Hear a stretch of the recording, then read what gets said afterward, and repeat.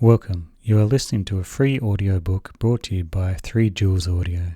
We hope you enjoy this work. To find more free audiobooks like this one, please subscribe to 3 Jewels Audio. Thank you for listening. The Dhammapada, a collection of verses being one of the canonical books of the Buddhists, translated from Pali by F. Max Muller, from the Sacred Books of the East, translated by various Oriental scholars, edited by F. Max Muller, Volume X, Part 1. Note: the introduction, notes and index have been omitted. Contents: Chapter 1, the Twin Verses. Chapter 2, on Earnestness. Chapter 3, Thought. Chapter 4, Flowers. Chapter 5, the Fool. Chapter 6, the Wise Man, Pandita. Chapter 7, the Venerable, Arhat. Chapter 8, the Thousands. Chapter 9, Evil. Chapter 10, Punishment. Chapter 11, Old Age. Chapter 12, Self. Chapter 13, the World. Chapter 14, the Buddha, the Awakened. Chapter 15, Happiness. Chapter 16, Pleasure. Chapter 17, Anger. Chapter 18, Impurity. Chapter 19, the Just. Chapter 20, the Way. Chapter 21, Miscellaneous. Chapter 22, the Downward Course. Chapter 23, the Elephant. Chapter 24, Thirst. Chapter 25, the Bhikshu, Mendicant. Chapter 26, the Brahmana, Arhat. Dhammapada. Chapter 1, the Twin Verses. 1. All that we are is the result of what we have thought. It is founded on our thoughts. It is made up of our thoughts. If a man speaks or acts with an evil thought, pain follows him, as the wheel follows the foot of the ox that draws the carriage. 2. All that we are is the result of what we have thought. It is founded on our thoughts. It is made up of our thoughts. If a man speaks or acts with a pure thought, happiness follows him like a shadow that never leaves him. 3. He abused me, he beat me, he defeated me, he robbed me. In those who harbor such thoughts, hatred will never cease. 4. He abused me, he beat me, he defeated me, he robbed me. In those who do not harbor such thoughts, hatred will cease. 5. For hatred does not cease by hatred at any time. Hatred ceases by love. This is an old rule. 6. The world does not know that we must all come to an end here, but those who know it, their quarrels cease at once. 7. He who lives looking for pleasures only, his senses uncontrolled, immoderate in his food, idle and weak, Mara, the tempter, will certainly overthrow him as the wind throws down a weak tree. 8. He who lives without looking for pleasures, his senses well controlled, moderate in his food, faithful and strong, him Mara will certainly not overthrow, any more than the wind throws down a rocky mountain. 9. He who wishes to put on the yellow dress without having cleansed himself from sin, who disregards temperance and truth, is unworthy of the yellow dress. 10. But he who has cleansed himself from sin is well grounded in all virtues, and regards also temperance and truth. He is indeed worthy of the yellow dress. 11. They who imagine truth in untruth, and see untruth in truth, never arrive at truth, but follow vain desires. 12. They who know truth in truth, and untruth in untruth, arrive at truth, and follow true desires. 13. As rain breaks through an ill-thatched house, passion will break through an unreflecting mind. 14. As rain does not break through a well-thatched house, passion will not break through a well-reflecting mind. 15. The evildoer mourns in this world, and he mourns in the next. He mourns in both. He mourns and suffers when he sees the evil of his own work. 16. The virtuous man delights in this world, and he delights in the next. He delights in both. He delights and rejoices when he sees the purity of his own work. 17. The evildoer suffers in this world, and he suffers in the next. He suffers in both. He suffers when he thinks of the evil he has done. He suffers more when going on the evil path. 18. The virtuous man is happy in this world, and he is happy in the next. He is happy in both. He is happy when he thinks of the good he has done. He is still more happy when going on the good path. 19. The thoughtless man, even if he can recite a large portion of the law, but is not a doer of it, has no share in the priesthood, but is like a cowherd counting the cows of others. 20. The follower of the law, even if he can recite only a small portion of the law, but having forsaken passion and hatred and foolishness, possesses true knowledge and serenity of mind. He, caring for nothing in this world or that to come, has indeed a share in the priesthood. Chapter 2. On Earnestness. 21. Earnestness is the path of immortality, nirvana. Thoughtlessness, the path of death. Those who are in earnest do not die. Those who are thoughtless are as if dead already. 22. Those who are advanced in earnestness, having understood this clearly, delight in earnestness and rejoice in the knowledge of the Ariyas, the elect. 23. These wise people, meditative, steady, always possessed of strong powers, attain to nirvana, the highest happiness. 24. If an earnest person has roused himself, if he is not forgetful, if his deeds are pure, if he acts with consideration, if he restrains himself and lives according to law, then his glory will increase. 25. By rousing himself, by earnestness, by restraint and control, the wise man may make for himself an island which no flood can overwhelm. 26. Fools follow after vanity, men of evil wisdom. The wise man keeps earnestness as his best jewel. 27. Follow not after vanity, nor after the enjoyment of love and lust. He who is earnest and meditative obtains ample joy. 28. When the learned man drives away vanity by earnestness, he, the wise, climbing the terraced heights of wisdom, looks down upon the fools. Serene he looks upon the toiling crowd, as one that stands on a mountain looks down upon them that stand upon the plain. 29. Earnest among the thoughtless, awake among the sleepers, the wise man advances like a racer, leaving behind the hack. 30. By earnestness did Maghavan, Indra, rise to the lordship of the gods. People praise earnestness, thoughtlessness is always blamed. 31. A bhikshu, mendicant, who delights in earnestness, who looks with fear on thoughtlessness, moves about like fire, burning all his fetters, small or large. 32. A bhikshu, mendicant, who delights in reflection, who looks with fear on thoughtlessness, cannot fall away from his perfect state. He is close upon nirvana. Chapter 3. Thought. 33. As a fletcher makes straight his arrow, a wise man makes straight his trembling and unsteady thought, which is difficult to guard, difficult to hold back. 34. As a fish taken from his watery home and thrown on dry ground, our thought trembles all over in order to escape the dominion of Mara, the tempter. 35. It is good to tame the mind, which is difficult to hold in and flighty, rushing wherever it listeth. A tamed mind brings happiness. 36.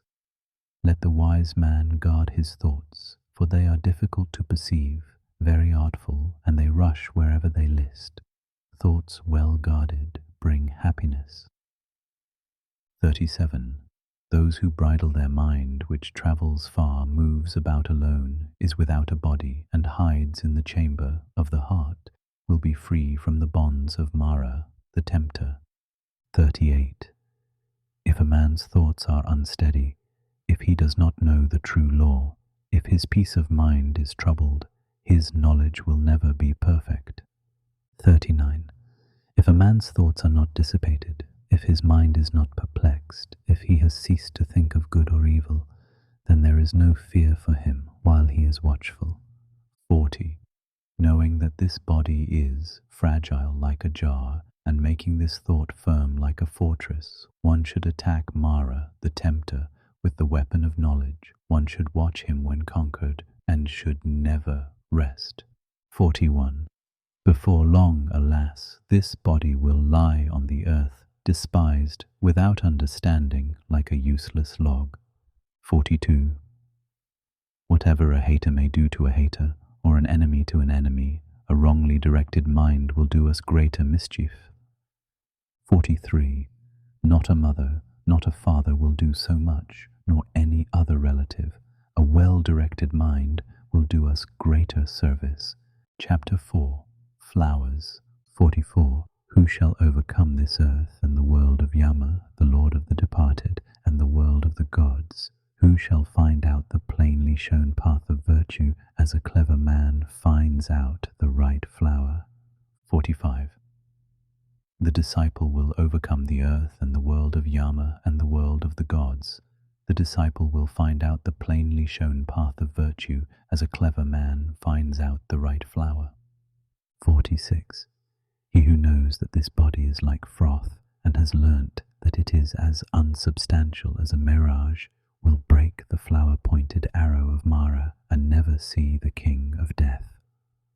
47. Death carries off a man who is gathering flowers and whose mind is distracted, as a flood carries off a sleeping village. 48.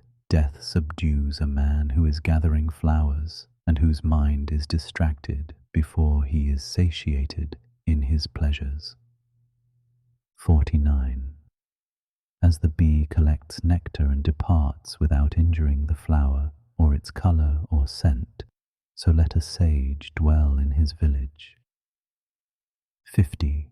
Not the perversities of others, not their sins of commission or omission, but his own misdeeds and negligences should a sage take notice of.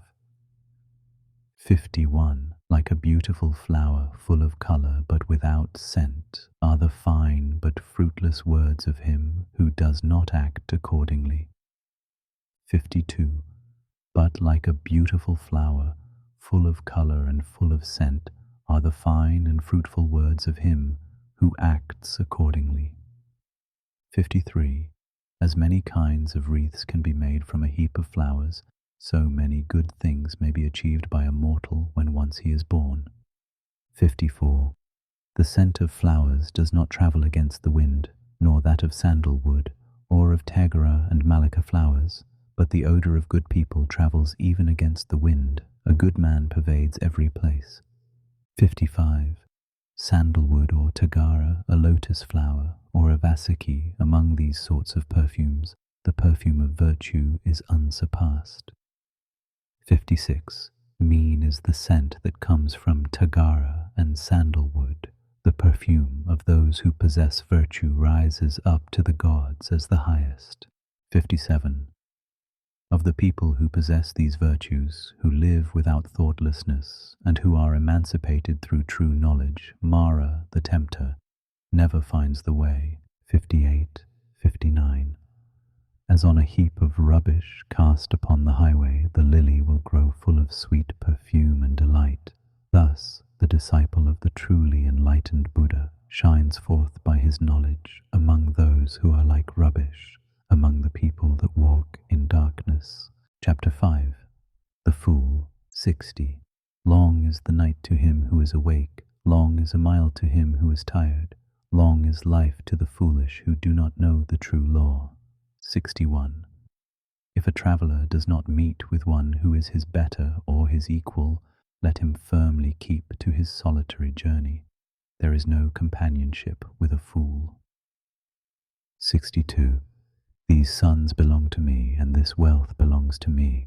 With such thoughts a fool is tormented. He himself does not belong to himself. how much less sons and wealth. 63. The fool who knows his foolishness is wise at least so far, but a fool who thinks himself wise, he is called a fool indeed. 64. If a fool be associated with a wise man even all his life, he will perceive the truth as little as a spoon perceives the taste of soup. 65. If an intelligent man be associated for 1 minute only with a wise man, he will soon perceive the truth as the tongue perceives the taste of soup. 66. Fools of little understanding have themselves for their greatest enemies, for they do evil deeds which must bear bitter fruits. 67. That deed is not well done of which a man must repent, and the reward of which he receives crying and with a tearful face. 68. No, that deed is well done of which a man does not repent, and the reward of which he receives gladly and cheerfully. 69. As long as the evil deed done does not bear fruit, the fool thinks it is like honey, but when it ripens, then the fool suffers grief. 70. Let a fool month after month eat his food like an ascetic, with the tip of a blade of kusa grass, yet he is not worth the 16th particle of those who have well weighed the law. 71. An evil deed, like newly drawn milk, does not turn suddenly, smouldering like fire covered by ashes. It follows the fool. 72. And when the evil deed, after it has become known, brings sorrow to the fool, then it destroys his bright lot, nay, it cleaves his head. 73. Let the fool wish for a false reputation, for precedence among the bhikshus, for lordship in the convents, for worship among other people. 74. May both the layman and he who has left the world think that this is done by me. May they be subject to me in everything which is to be done or is not to be done. Thus is the mind of the fool, and his desire and pride increase. 75. One is the road that leads to wealth, another the road that leads to nirvana.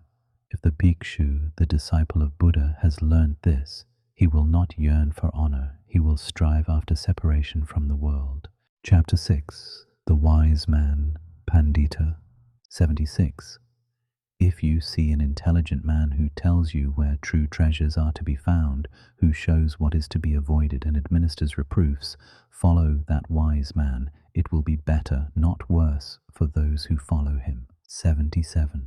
Let him admonish, let him teach, let him forbid what is improper. He will be beloved of the good, by the bad he will be hated. 78. Do not have evil-doers for friends. Do not have low people for friends. Have virtuous people for friends. Have for friends the best of men. 79. He who drinks in the law lives happily with a serene mind. The sage rejoices always in the law, as preached by the elect, Aryas. 80. Well-makers lead the water wherever they like. Fletchers bend the arrow. Carpenters bend a log of wood. Wise people fashion themselves. 81. As a solid rock is not shaken by the wind, wise people falter not amidst blame and praise. 82. Wise people, after they have listened to the laws, become serene, like a deep, smooth and still lake. 83. Good people walk on whatever befall. The good do not prattle, longing for pleasure. Whether touched by happiness or sorrow, wise people never appear elated or depressed. 84. If, whether for his own sake or for the sake of others, a man wishes neither for a son, nor for wealth, nor for lordship, and if he does not wish for his own success by unfair means, then he is good, wise, and virtuous. 85.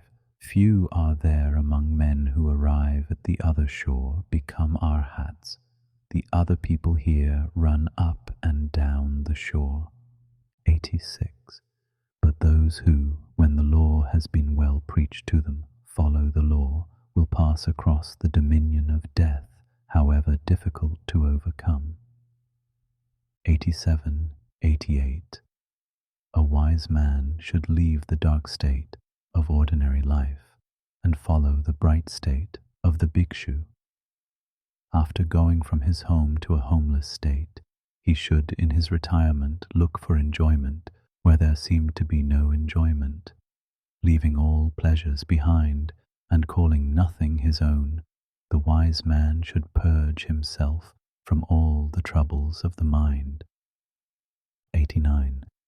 Those whose mind is well grounded in the 7 elements of knowledge, who without clinging to anything rejoice in freedom from attachment, whose appetites have been conquered, and who are full of light, are free even in this world.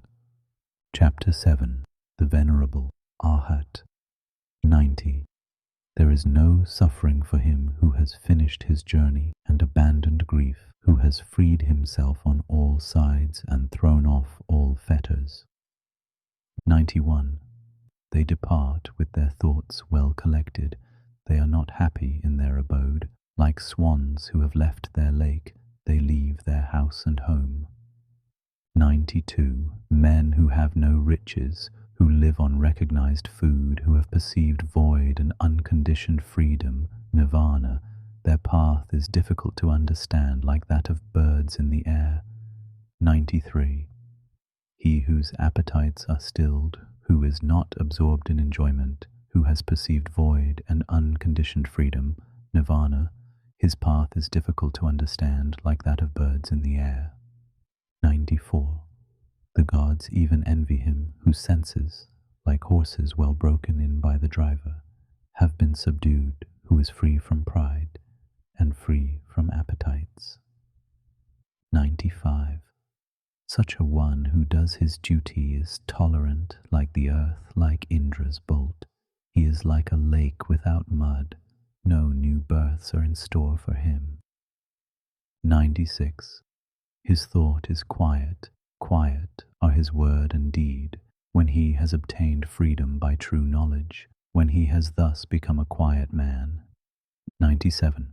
The man who is free from credulity, but knows the uncreated, who has cut all ties, removed all temptations, renounced all desires, he is the greatest of men. 98. In a hamlet or in a forest, in the deep water or on the dry land, wherever venerable persons, Arhanta, dwell, that place is delightful. 99. Forests are delightful. Where the world finds no delight, there the passionless will find delight, for they look not for pleasures. Chapter 8. The Thousands. 100. Even though a speech be 1,000 of words, but made up of senseless words, one word of sense is better, which if a man hears, he becomes quiet. 101. Even though a gatha, poem, be 1,000 of words, but made up of senseless words, one word of a gatha is better, which if a man hears, he becomes quiet. 102. Though a man recite 100 gathas, made up of senseless words, one word of the law is better, which if a man hears, he becomes quiet. 103. If one man conquer in battle 1,000 times 1,000 men, and if another conquer himself, he is the greatest of conquerors. 104. 105. One's own self conquered is better than all other people. Not even a god, a Gandharva, not Mara with Brahman, could change into defeat the victory of a man who has vanquished himself and always lives under restraint. 106. If a man for 100 years sacrifice month after month with 1,000, and if he but for one moment pay homage to a man whose soul is grounded in true knowledge, better is that homage than sacrifice for 100 years. 107. If a man for 100 years worship Agni, fire, in the forest, and if he but for one moment pay homage to a man whose soul is grounded in true knowledge, better is that homage than sacrifice for 100 years. 108. Whatever a man sacrifice in this world as an offering or as an oblation for a whole year in order to gain merit, the whole of it is not worth a quarter, a farthing. Reverence shown to the righteous is better. 109. He who always greets and constantly reveres the aged, 4 things will increase to him, viz. Life, beauty, happiness, power. 110. But he who lives 100 years, vicious and unrestrained, a life of 1 day is better if a man is virtuous and reflecting. 111.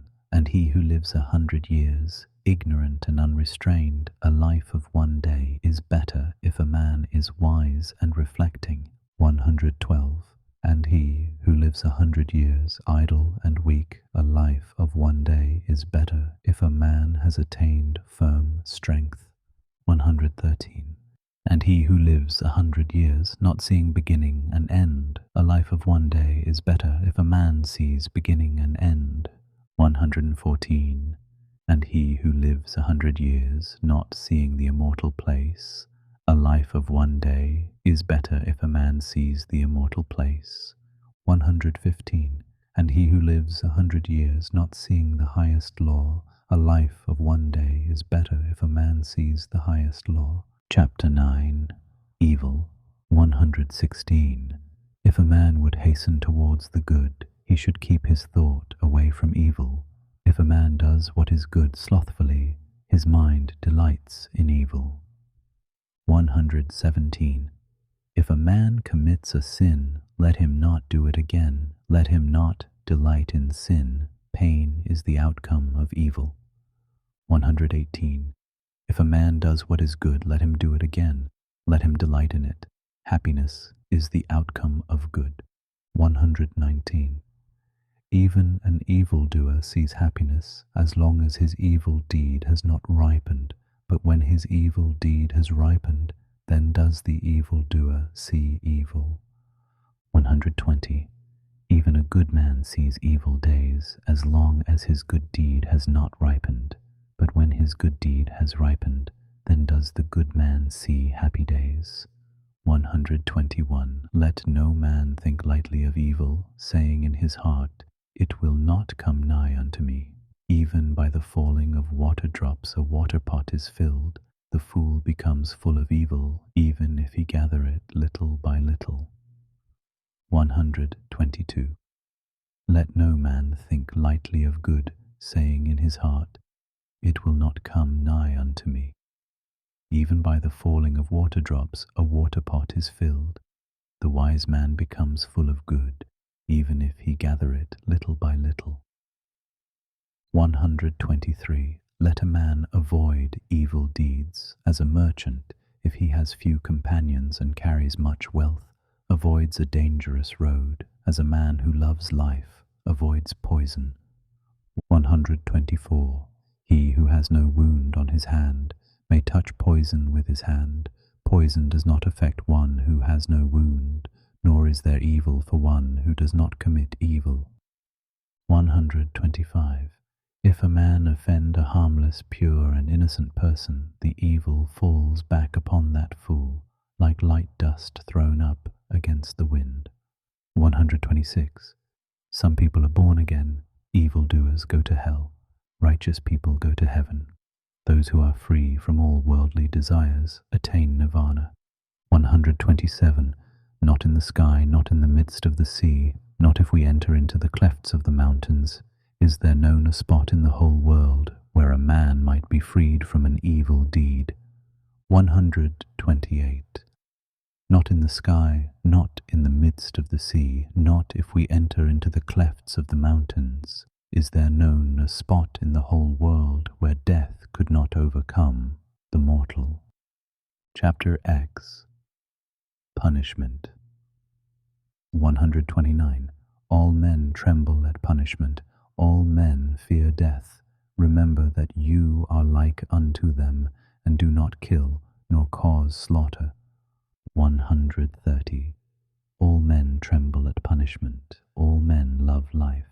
Remember that thou art like unto them, and do not kill, nor cause slaughter. 131. who seeking his own happiness punishes or kills beings who also long for happiness will not find happiness after death.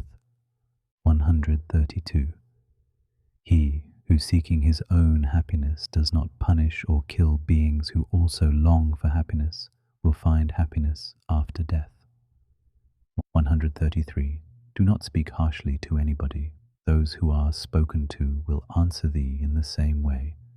Angry speech is painful. Blows for blows will touch thee. 134. If, like a shattered metal plate, gong, thou utter not, then thou hast reached nirvana. Contention is not known to thee. 135. As a cowherd with his staff drives his cows into the stable, so do age and death drive the life of men. 136. A fool does not know when he commits his evil deeds, but the wicked man burns by his own deeds as if burnt by fire. 137. He who inflicts pain on innocent and harmless persons will soon come to one of these 10 states. 138. He will have cruel suffering, loss, injury of the body, heavy affliction, or loss of mind. 139. Or a misfortune coming from the king, or a fearful accusation, or loss of relations, or destruction of treasures. 140. Or lightning fire will burn his houses, and when his body is destroyed, the fool will go to hell. 141. Not nakedness, not plaited hair, not dirt, not fasting or lying on the earth, not rubbing with dust, not sitting motionless, can purify a mortal who has not overcome desires. 142. He who, though dressed in fine apparel, exercises tranquility, is quiet, subdued, restrained, chaste, and has ceased to find fault with all other beings. He indeed is a Brahmana, an ascetic, Saramana, a friar, Bhikshu. 143. Is there in this world any man so restrained by humility that he does not mind reproof as a well-trained horse the whip? 144. Like a well-trained horse when touched by the whip, be ye active and lively, and by faith, by virtue, by energy, by meditation, by discernment of the law, you will overcome this great pain of reproof, perfect in knowledge and in behavior, and never forgetful. 145. Well makers lead the water wherever they like. Fletchers bend the arrow, carpenters bend a log of wood. Good people fashion themselves. Chapter 11. Old Age. 146. How is their laughter, how is their joy, as this world is always burning? Why do you not seek a light, ye who are surrounded by darkness?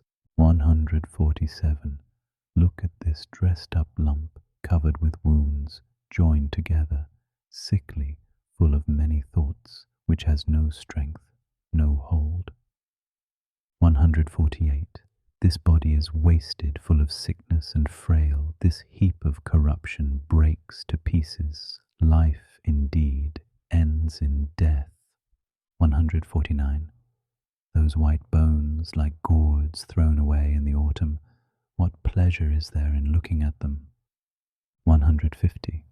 After a stronghold has been made of the bones, it is covered with flesh and blood, and there dwell in it old age and death, pride and deceit. 151. The brilliant chariots of kings are destroyed. The body also approaches destruction, but the virtue of good people never approaches destruction. Thus do the good say to the good. 152. A man who has learnt little grows old like an ox. His flesh grows, but his knowledge does not grow. 153, 154. Looking for the maker of this tabernacle, I shall have to run through a course of many births, so long as I do not find him, and painful is birth again and again. But now, maker of the tabernacle, thou hast been seen. Thou shalt not make up this tabernacle again. All thy rafters are broken, thy ridgepole is sundered. The mind, approaching the eternal, Visankara nirvana has attained to the extinction of all desires. 155. Men who have not observed proper discipline and have not gained treasure in their youth perish like old herons in a lake without fish. 156. Men who have not observed proper discipline and have not gained treasure in their youth lie like broken bows sighing after the past. Chapter 12. Self. 157. If a man hold himself dear, let him watch himself carefully. During one at least out of the 3 watches, a wise man should be watchful. 158. Let each man direct himself first to what is proper, then let him teach others. Thus a wise man will not suffer. 159. If a man make himself as he teaches others to be, then, being himself well subdued, he may subdue others. One's own self is indeed difficult to subdue. 160. Self is the lord of self. Who else could be the lord? With self well subdued, a man finds a lord such as few can find. 161. The evil done by oneself, self-begotten, self-bred, crushes the foolish, as a diamond breaks a precious stone. 162. He whose wickedness is very great brings himself down to that state where his enemy wishes him to be, as a creeper does with the tree which it surrounds. 163. Bad deeds, and deeds hurtful to ourselves, are easy to do. What is beneficial and good, that is very difficult to do. 164. The foolish man who scorns the rule of the venerable, Arahat, of the elect, Arya, of the virtuous, and follows false doctrine, he bears fruit to his own destruction, like the fruits of the Kathakarid. 165. By oneself the evil is done, by oneself one suffers, by oneself evil is left undone, by oneself one is purified. Purity and impurity belong to oneself. No one can purify another. 166. Let no one forget his own duty for the sake of another's, however great. Let a man, after he has discerned his own duty, be always attentive to his duty. Chapter 13. The World. 167. Do not follow the evil law. Do not live on in thoughtlessness. Do not follow false doctrine. Be not a friend of the world. 168. Rouse thyself. Do not be idle. Follow the law of virtue. The virtuous rests in bliss in this world and in the next. 169. Follow the law of virtue. Do not follow that of sin. The virtuous rests in bliss in this world and in the next. 170. Look upon the world as a bubble. Look upon it as a mirage. The king of death does not see him who thus looks down upon the world. 171. Come, look at this glittering world, like unto a royal chariot. The foolish are immersed in it, but the wise do not touch it. 172. He who formerly was reckless and afterwards became sober brightens up this world like the moon when freed from clouds. 173. He whose evil deeds are covered by good deeds brightens up this world like the moon when freed from clouds. 174. This world is dark, few only can see here, a few only go to heaven, like birds escaped from the net. 175. The swans go on the path of the sun. They go through the ether by means of their miraculous power. The wise are led out of this world when they have conquered Mara and his train.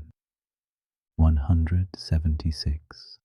If a man has transgressed one law and speaks lies and scoffs at another world, there is no evil he will not do. 177. The uncharitable do not go to the world of the gods. Fools only do not praise liberality. A wise man rejoices in liberality, and through it becomes blessed in the other world.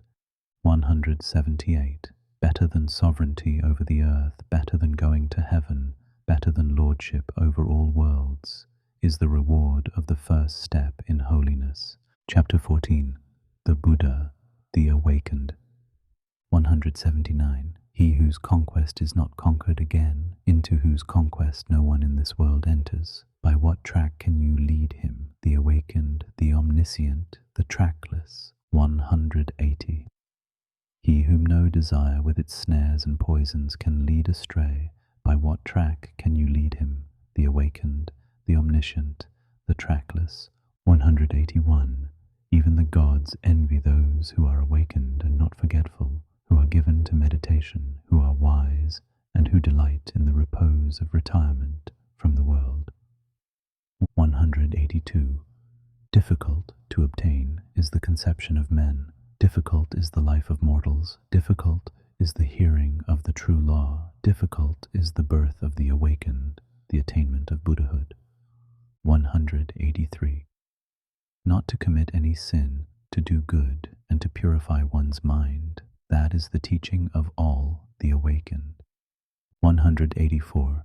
The awakened call patience the highest penance, long-suffering the highest nirvana, for he is not an anchorite, pravragata, who strikes others. He is not an ascetic, saramana, who insults others. 185. Not to blame, not to strike, to live restrained under the law, to be moderate in eating, to sleep and sit alone, and to dwell on the highest thoughts. This is the teaching of the awakened. 186. There is no satisfying lusts, even by a shower of gold pieces. He who knows that lusts have a short taste and cause pain, he is wise. 187. Even in heavenly pleasures he finds no satisfaction. The disciple who is fully awakened delights only in the destruction of all desires. 188. Men, driven by fear, go to many a refuge, to mountains and forests, to groves and sacred trees. 189. But that is not a safe refuge, that is not the best refuge. A man is not delivered from all pains after having gone to that refuge. 190. He who takes refuge with Buddha, the law, and the church, he who, with clear understanding, sees the four holy truths. 191. Viz. Pain, the origin of pain, the destruction of pain, and the eightfold holy way that leads to the quieting of pain. 192. That is the safe refuge, that is the best refuge. Having gone to that refuge, a man is delivered from all pain. 193. A supernatural person, a Buddha, is not easily found. He is not born everywhere. Wherever such a sage is born, that race prospers. 194. Happy is the arising of the awakened. Happy is the teaching of the true law. Happy is peace in the church. Happy is the devotion of those who are at peace. 195, 196. He who pays homage to those who deserve homage, whether the awakened, Buddha, or their disciples, those who have overcome the host of evils and crossed the flood of sorrow, he who pays homage to such as have found deliverance and know no fear, his merit can never be measured by anybody. Chapter 15. Happiness. 197. Let us live happily then, not hating those who hate us. Among men who hate us, let us dwell free from hatred. 198. Let us live happily then, free from ailments among the ailing. Among men who are ailing, let us dwell free from ailments. 199. Let us live happily then, free from greed among the greedy. Among men who are greedy, let us dwell free from greed. 200. Let us live happily then, though we call nothing our own. We shall be like the bright gods feeding on happiness. 201. Victory breeds hatred, for the conquered is unhappy. He who has given up both victory and defeat, he, the contented, is happy. 202. There is no fire like passion. There is no losing throw like hatred. There is no pain like this body. There is no happiness higher than rest. 203. Hunger is the worst of diseases, the body the greatest of pains. If one knows this truly, that is nirvana, the highest happiness. 204. Health is the greatest of gifts, contentedness the best riches, trust is the best of relationships, nirvana, the highest happiness. 205. He who has tasted the sweetness of solitude and tranquility is free from fear and free from sin, while he tastes the sweetness of drinking in the law. 206. The sight of the elect, Arya, is good. To live with them is always happiness. If a man does not see fools, he will be truly happy. 207. He who walks in the company of fools suffers a long way. Company with fools, as with an enemy, is always painful. Company with the wise is pleasure, like meeting with kinsfolk. 208. Therefore one ought to follow the wise, the intelligent, the learned, the much enduring, the dutiful, the elect. One ought to follow a good and wise man, as the moon follows the path of the stars. Chapter 16. Pleasure. 209. He who gives himself to vanity and does not give himself to meditation, forgetting the real aim of life and grasping at pleasure, will in time envy him who has exerted himself in meditation. 210. Let no man ever look for what is pleasant or what is unpleasant. Not to see what is pleasant is pain, and it is pain to see what is unpleasant. 211. Let therefore no man love anything. Loss of the beloved is evil. Those who love nothing and hate nothing have no fetters. 212. From pleasure comes grief, from pleasure comes fear. He who is free from pleasure knows neither grief nor fear. 213. From affection comes grief, from affection comes fear. He who is free from affection knows neither grief nor fear. 214. From lust comes grief, from lust comes fear. He who is free from lust knows neither grief nor fear. 215. From love comes grief, from love comes fear. He who is free from love knows neither grief nor fear. 216. From greed comes grief, from greed comes fear. He who is free from greed knows neither grief nor fear. 217. He who possesses virtue and intelligence, who is just, speaks the truth, and does what is his own business, him the world will hold dear. 218. He in whom a desire for the ineffable, nirvana, has sprung up, who is satisfied in his mind, and whose thoughts are not bewildered by love, he is called urdvamsrotas, carried upwards by the stream. 219.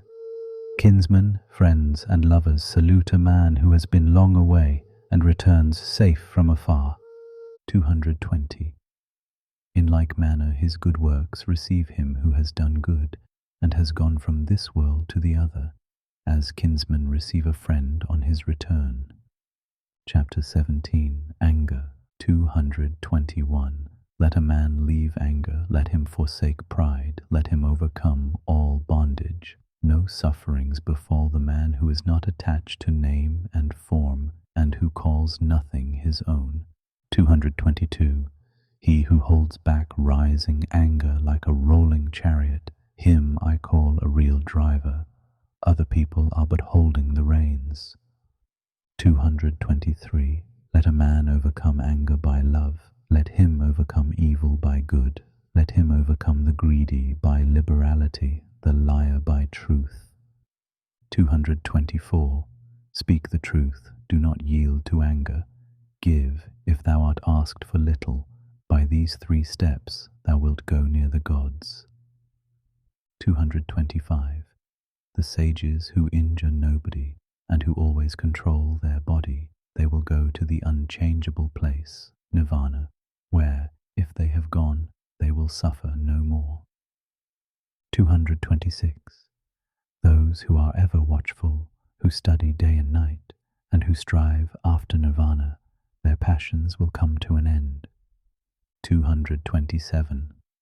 This is an old saying, O Atula. This is not only of today. They blame him who sits silent. They blame him who speaks much. They also blame him who says little. There is no one on earth who is not blamed. 228. There never was, there never will be, nor is there now a man who is always blamed, or a man who is always praised. 229, 230. But he whom those who discriminate praise continually day after day, as without blemish wise, rich in knowledge and virtue, who would dare to blame him, like a coin made of gold from the Gambu river? Even the gods praise him, he is praised even by Brahman. 231. Beware of bodily anger, and control thy body. Leave the sins of the body, and with thy body practice virtue. 232. Beware of the anger of the tongue, and control thy tongue. Leave the sins of the tongue, and practice virtue with thy tongue. 233. Beware of the anger of the mind, and control thy mind. Leave the sins of the mind, and practice virtue with thy mind. 234. The wise who control their body, who control their tongue, the wise who control their mind, are indeed well controlled. Chapter 18. Impurity. 235. Thou art now like a sere leaf, the messengers of death, Yama, have come near to thee. Thou standest at the door of thy departure, and thou hast no provision for thy journey. 236. Make thyself an island, work hard, be wise. When thy impurities are blown away, and thou art free from guilt, thou wilt enter into the heavenly world of the elect. Arya. 237. Thy life has come to an end, thou art come near to death. Yama, there is no resting place for thee on the road, and thou hast no provision for thy journey. 238. Make thyself an island, work hard, be wise. When thy impurities are blown away, and thou art free from guilt, thou wilt not enter again into birth and decay. 239. Let a wise man blow off the impurities of his self, as a smith blows off the impurities of silver, one by one, little by little, and from time to time. 240. As the impurity which springs from the iron, when it springs from it, destroys it, thus do a transgressor's own works lead him to the evil path. 241. The taint of prayers is non-repetition, the taint of houses, non-repair. The taint of the body is sloth, the taint of a watchman, thoughtlessness. 242. Bad conduct is the taint of woman, greediness the taint of a benefactor. Tainted are all evil ways in this world and in the next. 243. But there is a taint worse than all taints. Ignorance is the greatest taint. O mendicants, throw off that taint and become taintless. 244. Life is easy to live for a man who is without shame, a crow hero, a mischief maker, an insulting, bold, and wretched fellow. 245. But life is hard to live for a modest man who always looks for what is pure, who is disinterested, quiet, spotless, and intelligent. 246. He who destroys life, who speaks untruth, who in this world takes what is not given him, who goes to another man's wife. 247. And the man who gives himself to drinking intoxicating liquors, he, even in this world, digs up his own root.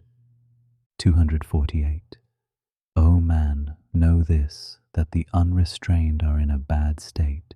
Take care that greediness and vice do not bring thee to grief for a long time. 249.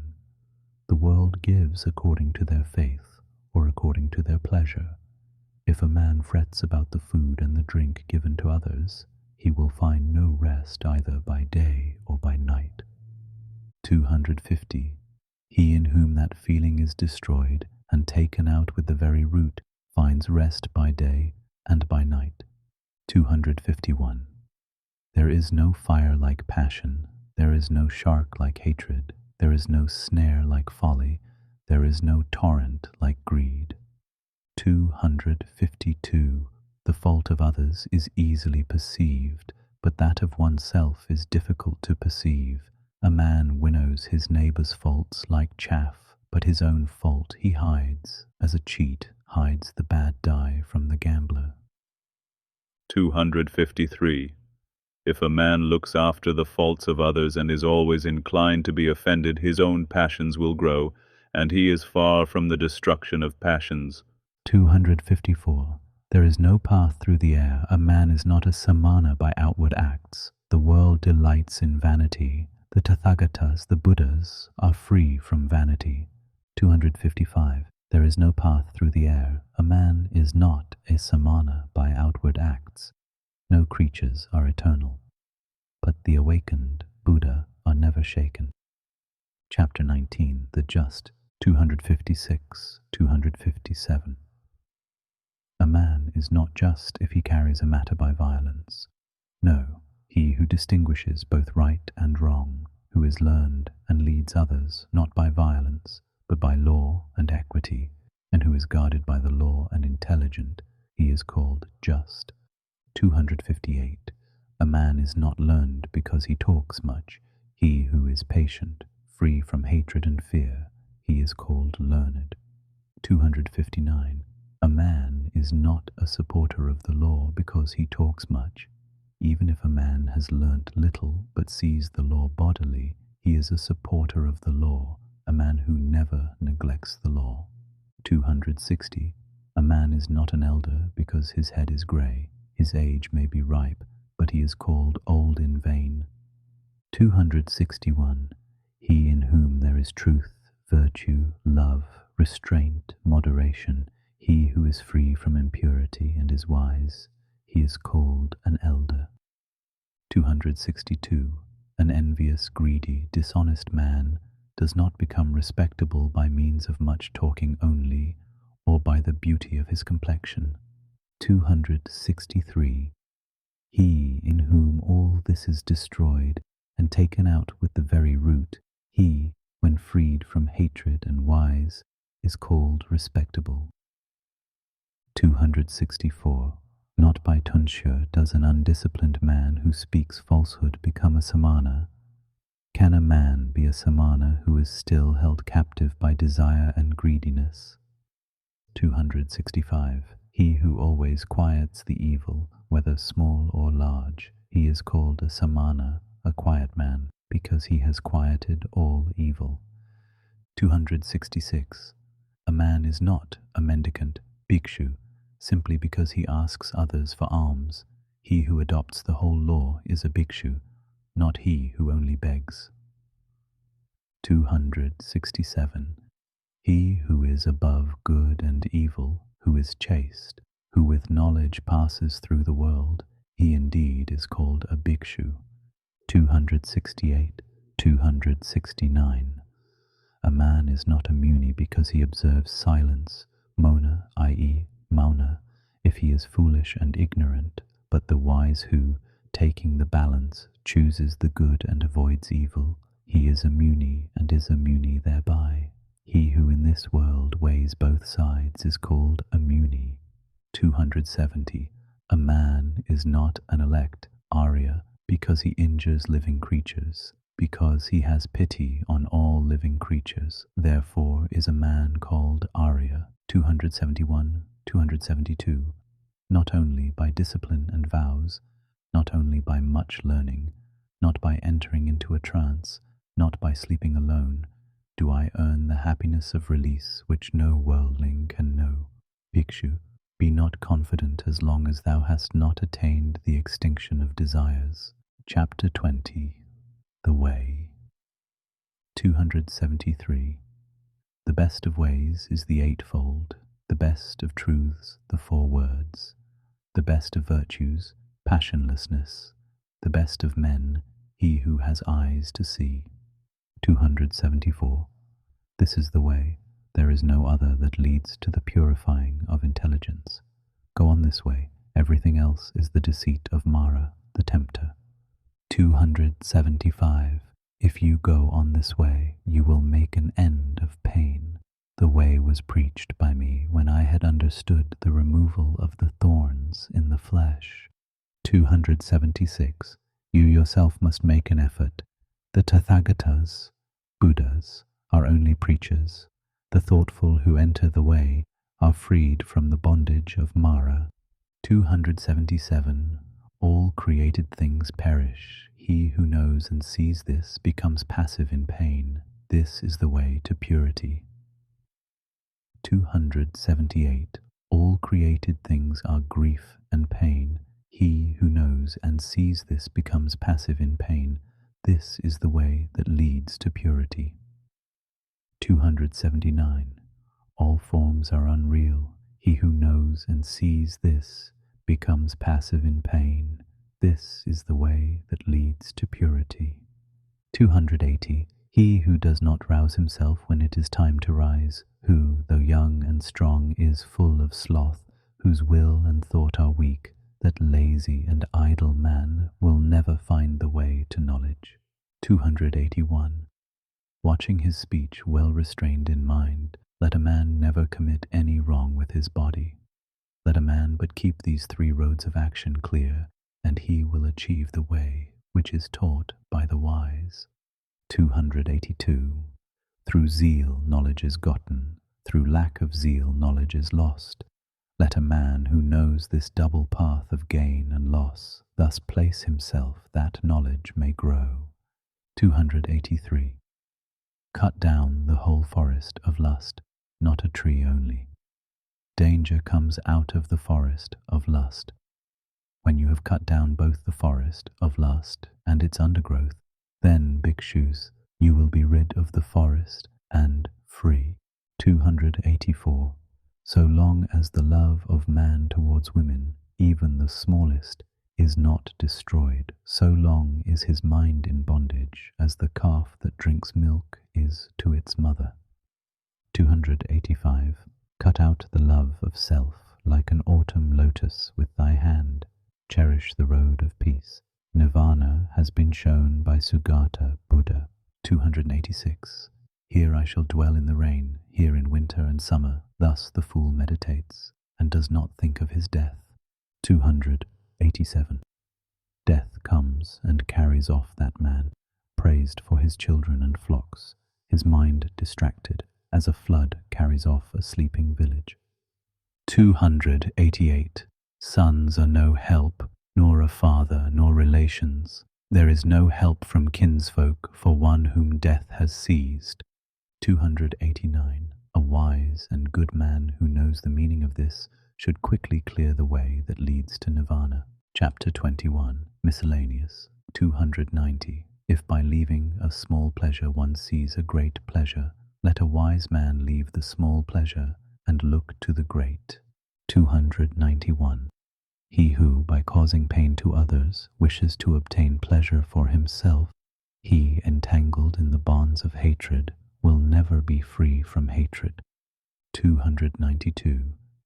What ought to be done is neglected. What ought not to be done is done. The desires of unruly, thoughtless people are always increasing. 293. But they whose whole watchfulness is always directed to their body, who do not follow what ought not to be done, and who steadfastly do what ought to be done, the desires of such watchful and wise people will come to an end. 294. A true Brahmana goes scatheless, though he have killed father and mother and 2 valiant kings, though he has destroyed a kingdom with all its subjects. 295. A true Brahmana goes scatheless, though he have killed father and mother, and 2 holy kings, and an eminent man besides. 296. The disciples of Gautama, Buddha, are always well awake. and their thoughts day and night are always set on Buddha. 297. The disciples of Gautama are always well awake, and their thoughts day and night are always set on the law.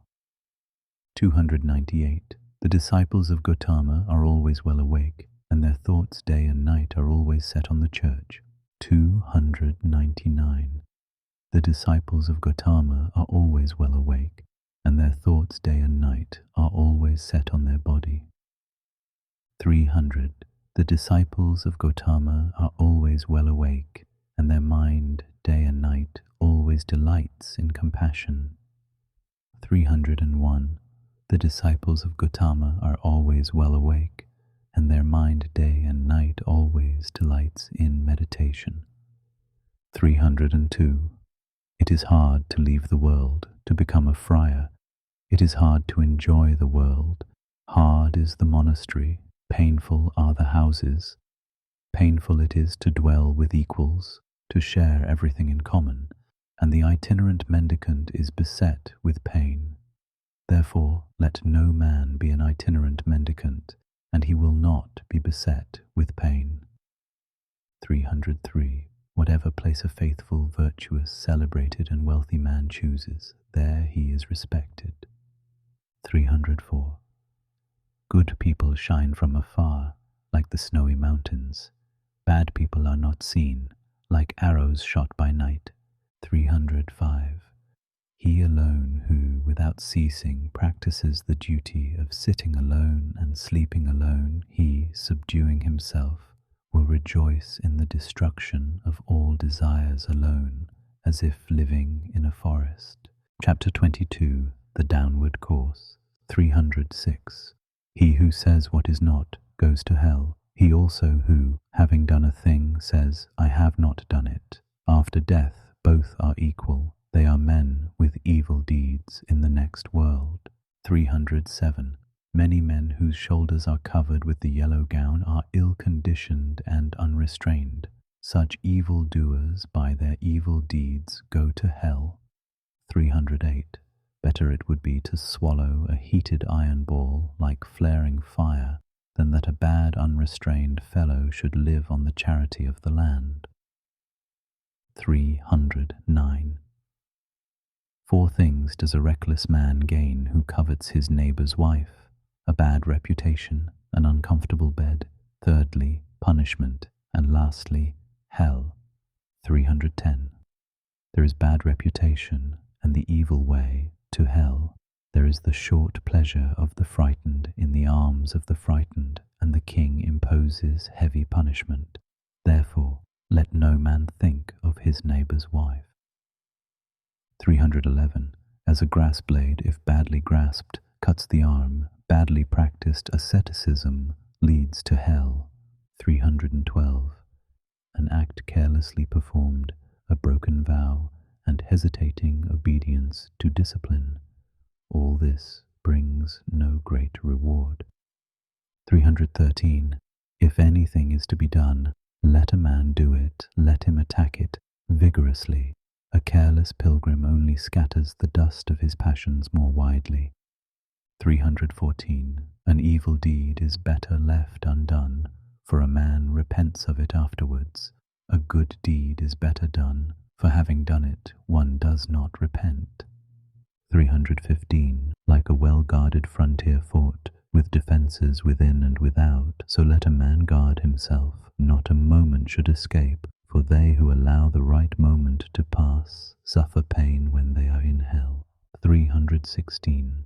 They who are ashamed of what they ought not to be ashamed of, and are not ashamed of what they ought to be ashamed of, such men, embracing false doctrines, enter the evil path. 317. They who fear when they ought not to fear, and fear not when they ought to fear, such men, embracing false doctrines, enter the evil path. 318. They who forbid when there is nothing to be forbidden, and forbid not when there is something to be forbidden, such men, embracing false doctrines, enter the evil path. 319. They who know what is forbidden as forbidden and what is not forbidden as not forbidden, such men, embracing the true doctrine, enter the good path. Chapter 23. The Elephant. 320. Silently shall I endure abuse, as the elephant in battle endures the arrow sent from the bow, for the world is ill-natured. 321. They lead a tamed elephant to battle. The king mounts a tamed elephant. The tamed is the best among men, he who silently endures abuse. 322. Mules are good if tamed, and noble Sindhu horses, and elephants with large tusks, but he who tames himself is better still. 323. For with these animals does no man reach the untrodden country, nirvana, where a tamed man goes on a tamed animal, viz. On his own well-tamed self. 324.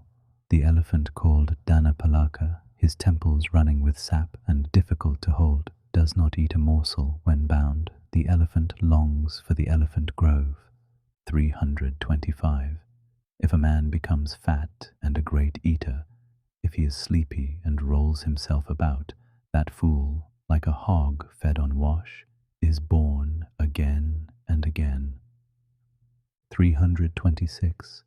This mind of mine went formerly wandering about as it liked, as it listed, as it pleased, but I shall now hold it in thoroughly, as the rider who holds the hook holds in the furious elephant. 327.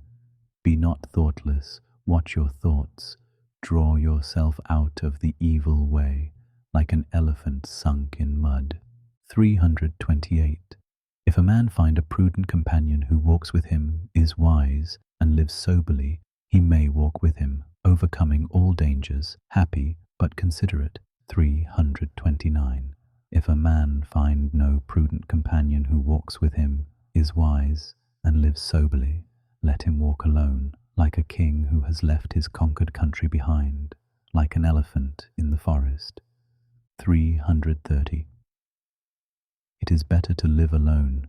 There is no companionship with a fool. Let a man walk alone.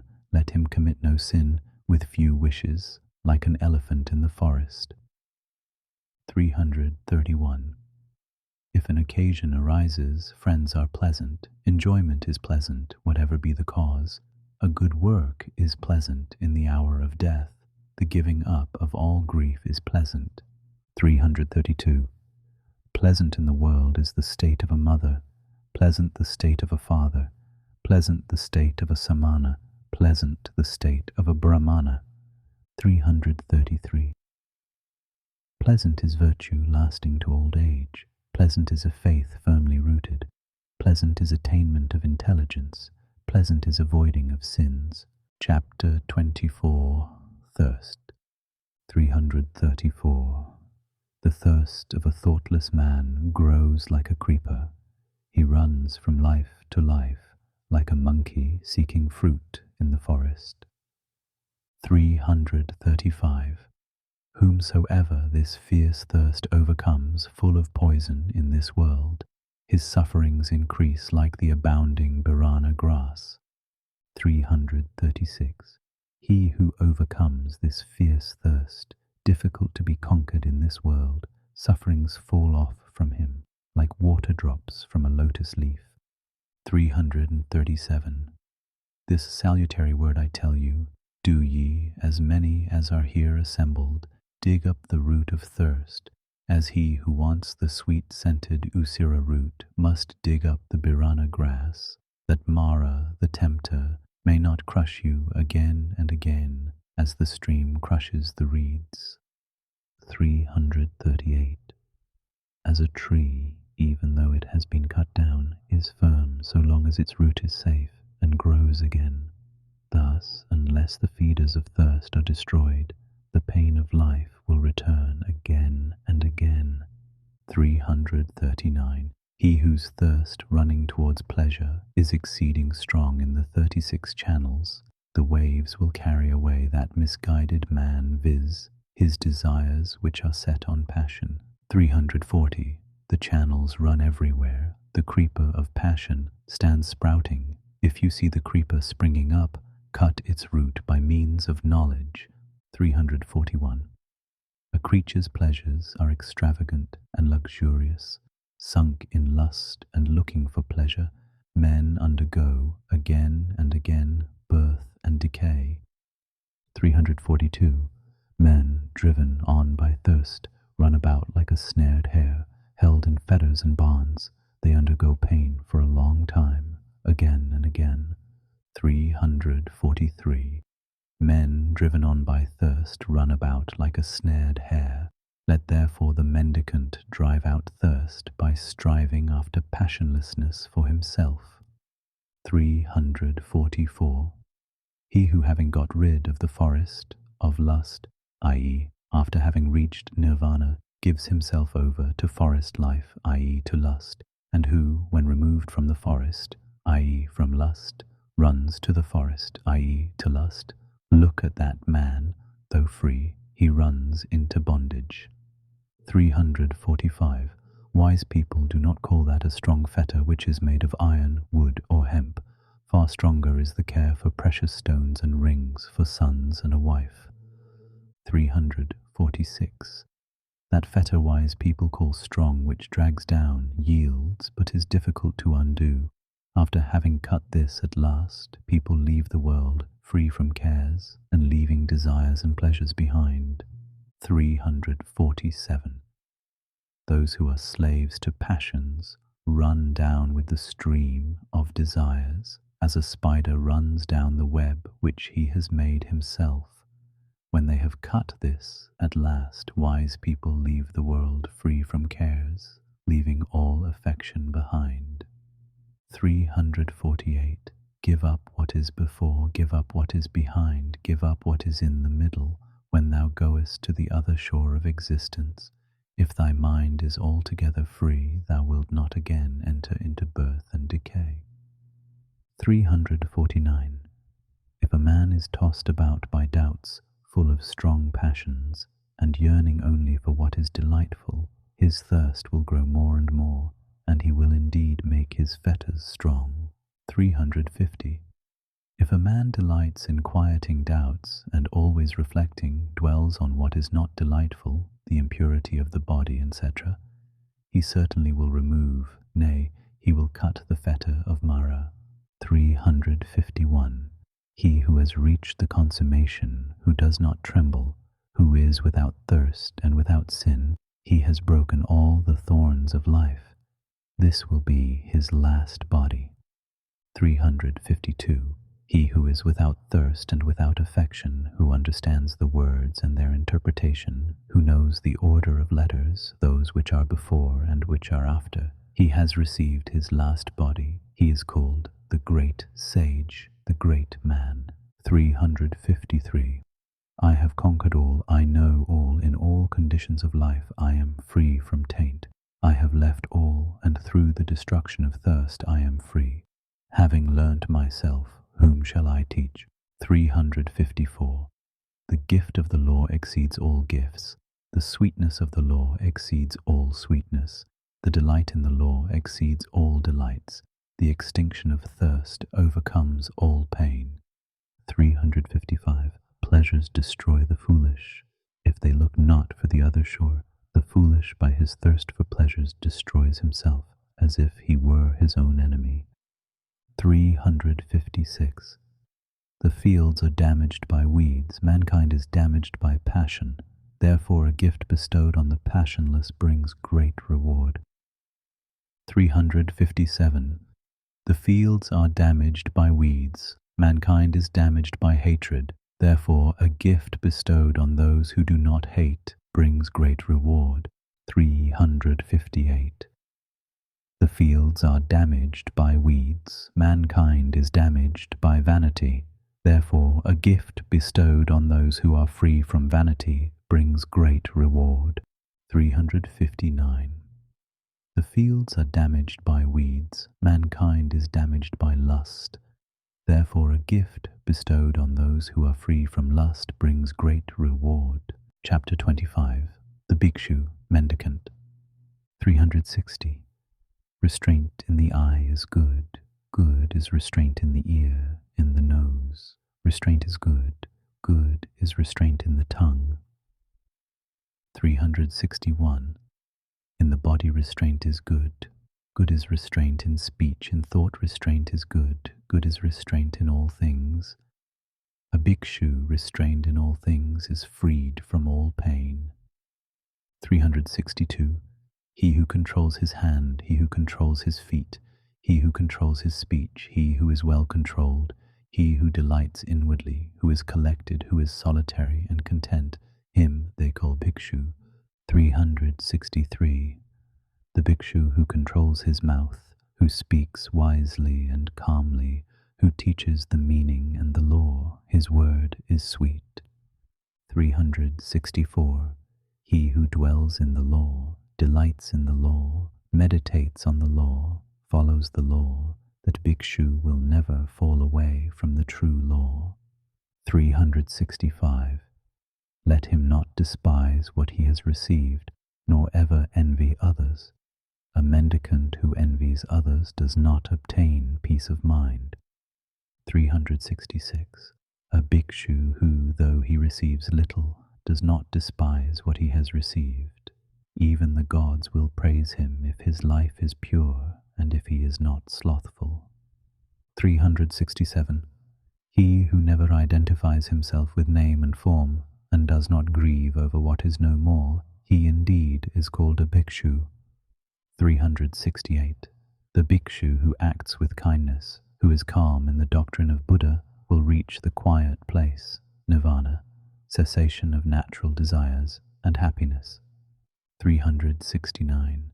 O bhikshu, empty this boat. If emptied, it will go quickly. Having cut off passion and hatred, thou wilt go to nirvana. 370. Cut off the 5 senses, leave the 5, rise above the 5. A bhikshu who has escaped from the 5 fetters, he is called Ogatina, saved from the flood. 371. Meditate, O bhikshu, and be not heedless. Do not direct thy thought to what gives pleasure, that thou mayest not for thy heedlessness have to swallow the iron ball in hell, and that thou mayest not cry out when burning. This is pain. 372. Without knowledge there is no meditation. Without meditation there is no knowledge. He who has knowledge and meditation is near unto nirvana. 373. A bhikshu who has entered his empty house and whose mind is tranquil feels a more than human delight when he sees the law clearly. 374. As soon as he has considered the origin and destruction of the elements, khandha, of the body, he finds happiness and joy which belong to those who know the immortal nirvana.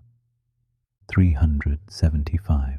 And this is the beginning here for a wise bhikshu: watchfulness over the senses, contentedness, restraint under the law. Keep noble friends whose life is pure and who are not slothful. 376. Let him live in charity, let him be perfect in his duties. Then in the fullness of delight he will make an end of suffering. 377. As the Vasika plant sheds its withered flowers, men should shed passion and hatred, O ye bhikshus. 378.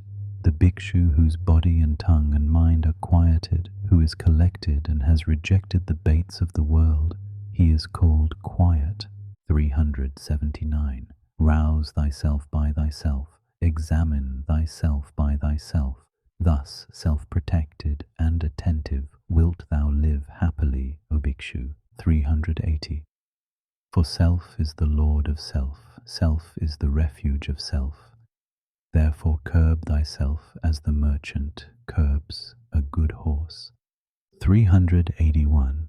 The bhikshu, full of delight, who is calm in the doctrine of Buddha, will reach the quiet place, nirvana, cessation of natural desires and happiness.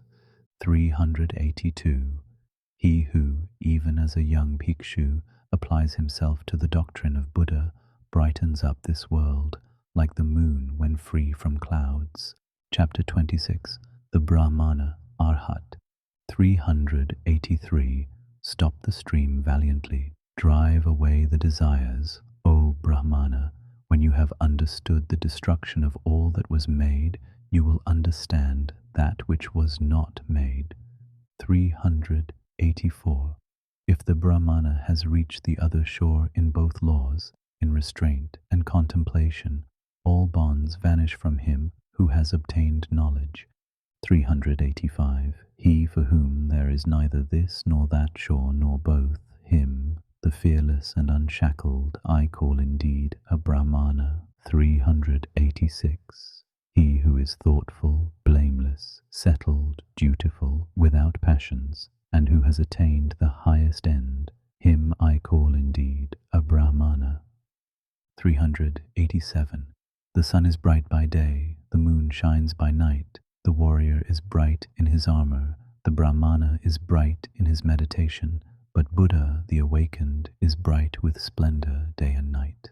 388. Because a man is rid of evil, therefore he is called Brahmana. Because he walks quietly, therefore he is called Samana. Because he has sent away his own impurities, therefore he is called Pravragita, Pabagita, a pilgrim.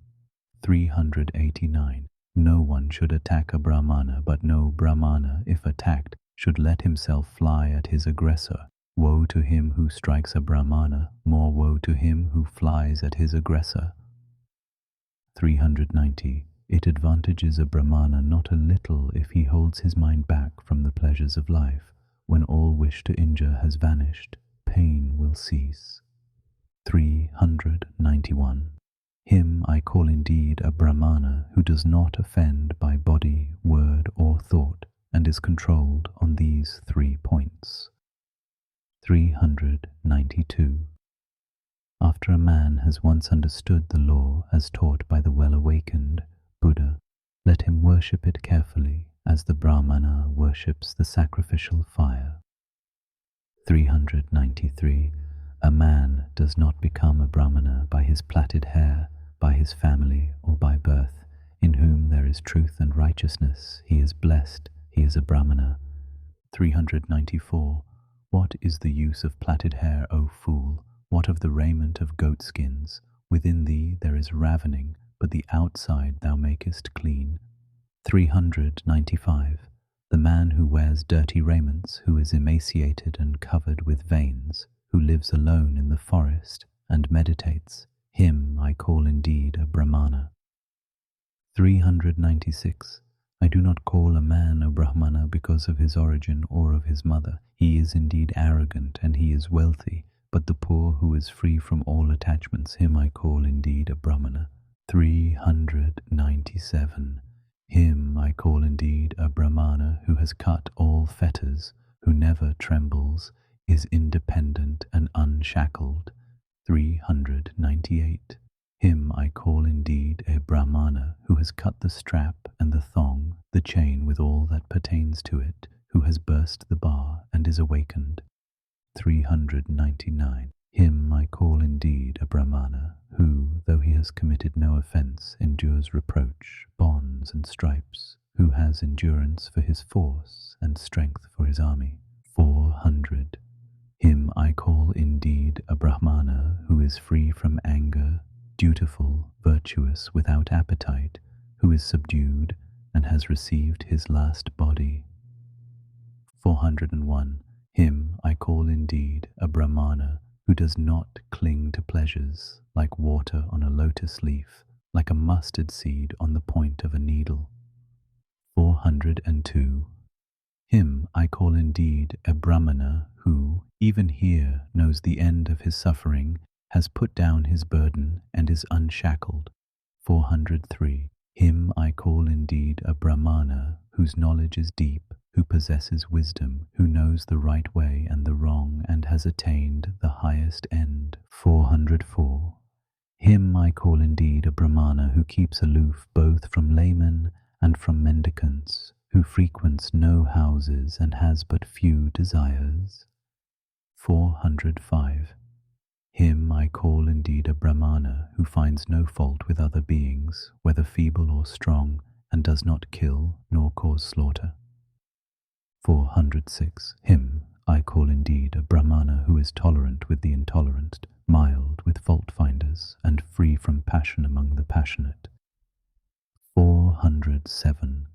Him I call indeed a Brahmana from whom anger and hatred, pride and envy have dropped like a mustard seed from the point of a needle. 408. Him I call indeed a Brahmana who utters true speech, instructive and free from harshness, so that he offend no one. 409. Him I call indeed a Brahmana who takes nothing in the world that is not given him, be it long or short, small or large, good or bad. 410. Him I call indeed a Brahmana who fosters no desires for this world or for the next, has no inclinations, and is unshackled. 411.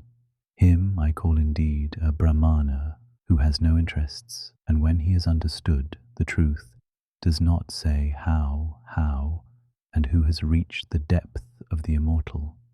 412. Him I call indeed a Brahmana who in this world is above good and evil, above the bondage of both, free from grief, from sin, and from impurity. 413. Him I call indeed a Brahmana who is bright like the moon, pure, serene, undisturbed, and in whom all gaiety is extinct. 414. Him I call indeed a Brahmana who has traversed this miry road, the impassable world and its vanity, who has gone through and reached the other shore, is thoughtful, guileless, free from doubts, free from attachment, and content. 415. Him I call indeed a Brahmana who in this world, leaving all desires, travels about without a home, and in whom all concupiscence is extinct. 416. Him I call indeed a Brahmana who, leaving all longings, travels about without a home, and in whom all covetousness is extinct. 417. Him I call indeed a Brahmana who, after leaving all bondage to men, has risen above all bondage to the gods, and is free from all and every bondage. 418. Him I call indeed a Brahmana who has left what gives pleasure and what gives pain, who is cold and free from all germs of renewed life, the hero who has conquered all the worlds. 419. Him I call indeed a Brahmana who knows the destruction and the return of beings everywhere, who is free from bondage, welfaring, Sugata, and awakened, Buddha. 420.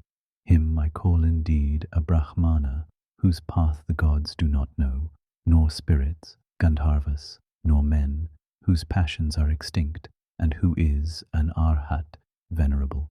421. Him I call indeed a Brahmana who calls nothing his own, whether it be before, behind, or between, who is poor and free from the love of the world. 422. Him I call indeed a Brahmana, the manly, the noble, the hero, the great sage, the conqueror, the impassible, the accomplished, the awakened. 423. Him I call indeed a Brahmana who knows his former abodes, who sees heaven and hell, has reached the end of births, is perfect in knowledge, a sage, and whose perfections are all perfect.